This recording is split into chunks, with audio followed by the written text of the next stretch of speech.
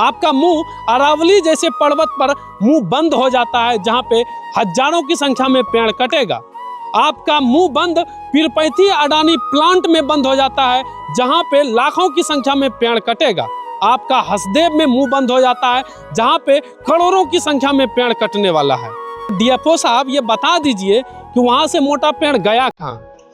क्या नाम हुआ आपका? संजय कुमार सिंह। संजय कुमार सिंह। आप ही इस जो यहाँ पे छोटा सा मिल चल रहा था इसके मालिक थे। तो क्या क्या हुआ था कल यहाँ पे?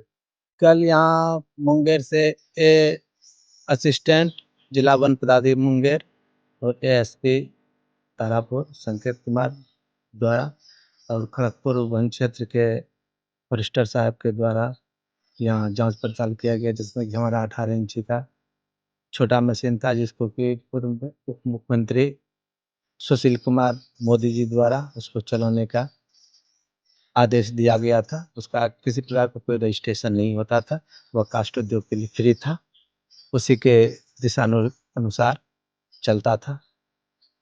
तो इन लोगों का कहा गया कि नहीं, अब आपका अवैध मशीन है। इसी में जो है कि उन्होंने ये मशीन कबाड़ के ले गए। यहाँ पे इस मिल में कितने लोगों को आप रोजगार देते थे? यहाँ लगभग हम 100 लोगों को रोजगार देते थे। मतलब आप डायरेक्ट 100 लोग को रोजगार देते थे।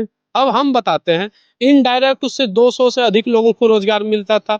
कोई इसमें ड्राइवर था, कोई मजदूर था, कोई फर्नीचर बनाता था, कोई ट्रॉली चलाता था, कोई या मिल में काम करता था, कोई लकड़ी काट रहा है, किसी घर के पास में जो वानिकी यानी जो खुद कृषि कर रहा है आम के वृक्षों का, वहां पे पेड़ का कटाई कर रहा है।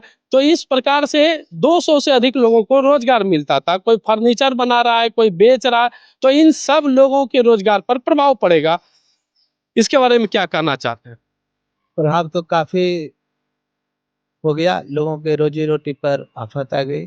हम सरकार से मांग करते हैं कि छोटे उद्योग को बढ़ावा दे और इसको फ्री करे या लाइसेंस निर्धारित करे, या दूसरी बात, सरकार जो है कि वन विभाग के जरिए इसे निर्धारित रेट तय कर दे कि आपको प्रति माह 10,000 रुपया 15,000 रुपया प्रति माह देना है, और आप छोटा उद्योग चला सकते हैं। वह रेवेन्यू सीधे सरकार के खाते में जाएगी, वह रेवेन्यू बिलोचिया के खाते में नहीं जाएगी। बहुत सारा ऐसा मशीन मिल है जहाँ पे तय सीमा से अधिक काम होता है। यदि दलाली नहीं होता है तो जांच उस पर जरूर होता, लेकिन जांच नहीं होता है तो इसका मतलब है कि दलाली हो रहा है। बड़ी मशीन जो लाइसेंस वाली बड़ी मशीन है, हमारे तारापुर में 3-4 असरगंज प्रखंड लगा के 4 मशीनें यहाँ चल रही हैं, जिनमें चारों बड़ी मशीनें हैं, जिनमें कि से बेंसो का लाइसेंस उसको अवगत कराया गया है और टाउली का लाइसेंस नहीं है, जिसमें वो टाउली पर बड़ी लकड़ियाँ साइज करते हैं और बेंसो पर छोटी लकड़ियाँ साइज करते हैं,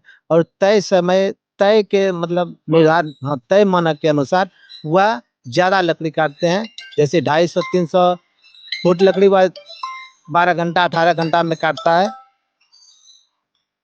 तो और वह रिटर्न में वह दाखिल करता है कि 25 केवी लकड़ी हम काटते हैं, वही 25 केवी का ही वह रेवेन्यू देता है। बाकी शेष रेवेन्यू जो है कि वह उसके ब्लैक मनी में चला जाता है, और फिर भी वह कहता है कि हमारे यहाँ लकड़ी उपलब्ध नहीं हो पाता है, हमारा चिराई नहीं हो पाता है। मैं उनसे पूछना चाहता हूँ कि जब आप 25 केवी का लकड़ी चिराई सरकार को देते हैं और आपका खर्च लगभग 5,000 रुपया प्रति माह होता है, अति प्रतिदिन होता है, तो उस हिसाब से आप प्रतिदिन घाटे में चल रहे हैं, तो आप नित्य प्रतिदिन मशीन कैसे चला रहे हैं?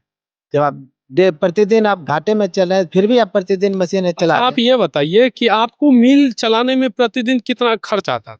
हमारी छोटी मशीनें थी, चलाने में हमको लगभग 4,000 रुपया खर्च होता था। आमदनी कितना होता था? आमदनी वही 1,000 रुपया, 800-1200 होते होते सुबह से शाम खत्म हो जाता था। अब सोचिए, अगर 4,000 रुपए खर्च हो रहा है और 5,000 इनकम हो रहा है, 1,000 रुपए मुनाफा हुआ। अब इस 1,000 के मुनाफे में क्या ही हो सकता है? और यहाँ पे जो लाखों रुपए का मशीन लगा हुआ था, यहाँ पे लाखों रुपए का जो अभी बचा हुआ है, ये देखिए, ये पतला लकड़ी है जो बेंचो मशीन पे चिराई होता है, जो छोटी मशीनें होती है। अभी भैया बताएं कि जो सुशील कुमार मोदी पूर्व उप मुख्यमंत्री बिहार सरकार में थे, उन्होंने बताया था कि आप छोटी मशीनों को चला सकते हैं। कास्ट उद्योग के तहत जो छोटी कुटीर उद्योग होता है उसमें आप छोटी मशीनों का प्रयोग कर सकते हैं। लेकिन सरकार बदलते ही नए नियम लागू होते, 24 घंटे में नए नियम लागू होंगे, यानी पिछले वाले का कोई वैल्यू नहीं है। हमने मुंगेर में जाके जिला वन पदाधिकारी से मुलाकात भी की थी कि सर हम लोग 18 इंची का मशीन चलाते हैं, कुटीर उद्योग के जरिए वो उप मुख्यमंत्री के द्वारा पूर्व में जो उप मुख्यमंत्री थे सुशील कुमार मोदी जी, उन्होंने दिशा निर्देश दिया था कि चला सकते हैं, तो हम लोगों को लिखित लाइसेंस अवगत करा दिया जाए। बोला कि उस पर कहीं कोई लिखित लाइसेंस नहीं दिया जाएगा, आप लोग छोटा काम कर सकते हैं।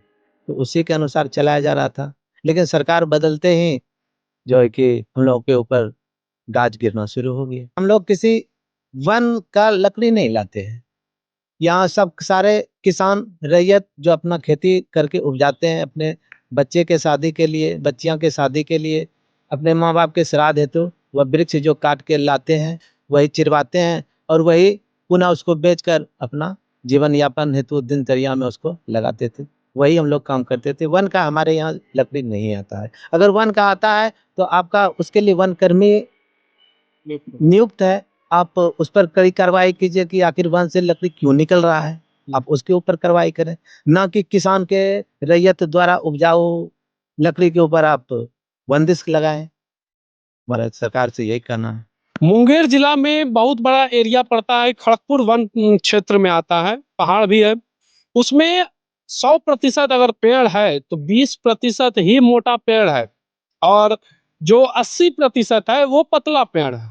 तो आखिर डीएफओ का ये जवाबदेही तय होना चाहिए कि जो 80% जो पतला पेड़ है तो वहां से मोटा पेड़ गया कहाँ। हमने कई बार मुंगेर व ये जो खड़गपुर वन क्षेत्र है उसमें भ्रमण भी किया है, हमने घुमा भी है, तो वहां पे हमको एक भी मोटा पेड़ नहीं दिखाई दिया है।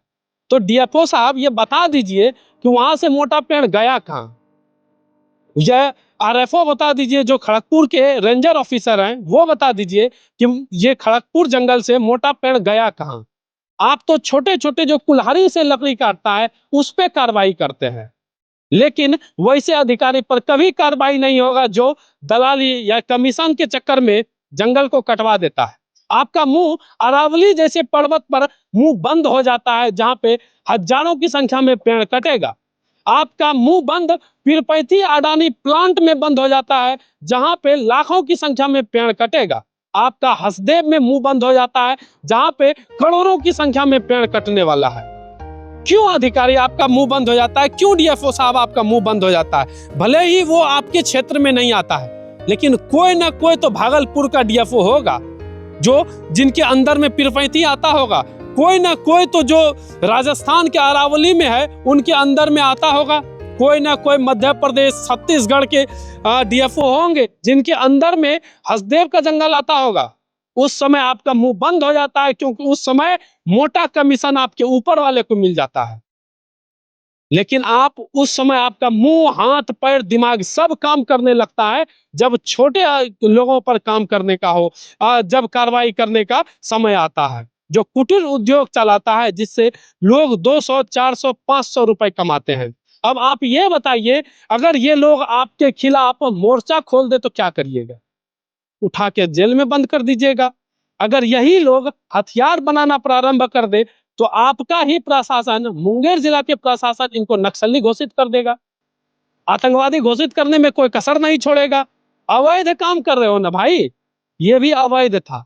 तो सरकार में बैठे अधिकारी, चाहे वो डीएम हो या फिर जीएम हो, डीएफओ हो या चाहे कोई भी पदाधिकारी हो, ये आपका कर्तव्य है या आपका काम है कि जो मुख्य धारा में, सरकार के कार्यों के मुख्य धारा में नहीं है उन्हें सरकार के मुख्य धारा में जोड़ा जाए, सरकार की योजनाओं का लाभ दिया जाए।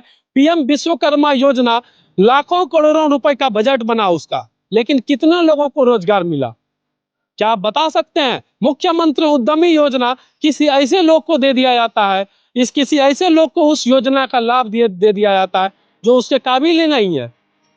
और इस प्रकार का जो छोटा छोटा कुटीर उद्योग चल रहा है, जिनके पास लकड़ी चीरने का, फर्नीचर बनाने का, लकड़ी काटने का स्किल है, वो अच्छी तरीका से उसे जानते हैं कि हम किस तरीके से अच्छे फर्नीचर बना सकते हैं, तो उन पे आप कार्रवाई कर देते हैं, उनको जेल में डाल देते हैं। वाह क्या बात है। इस तरीका से आप वैध और अवैध तरीके से जो आप निर्धारित करते हैं, ये आपका तरीका बिल्कुल खतरनाक है और बहुत अच्छा है।